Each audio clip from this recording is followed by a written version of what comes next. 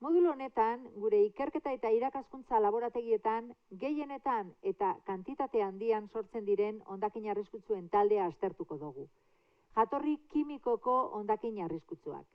Modulo honen helburua, hondakinak modu arduratsuan kudeatzeko oinarrizko nozioak erakustea da.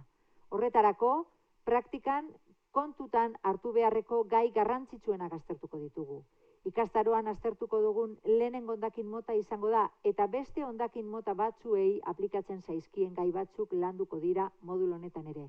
Horregaitik, hurrengo moduloak baino apur bat luzeagoa da. Gardenki honetan ikusten da moduloa nola egituratu dugun. 7. moduloa, unibertsitatean sortzen diren hondakin arriskutsuen kudeaketak dituen zailtasunen azterketarekin eta hondakin horiek osasunean eta ingurumenean duten eraginarekin hasten da. Hurrengo bi ataletan, jatorri kimikoa duten hondakin arriskutsuen barne eta kanpo kudeaketari buruzko hainbat alderdi landuko ditugu. Barne kudeaketaren barruan, hondakin hauen sailkapena, ontziratzea eta etiketatzea eta biltegiratzea aztertuko da. Lehenengo, 2. eta 3. azpiatalak.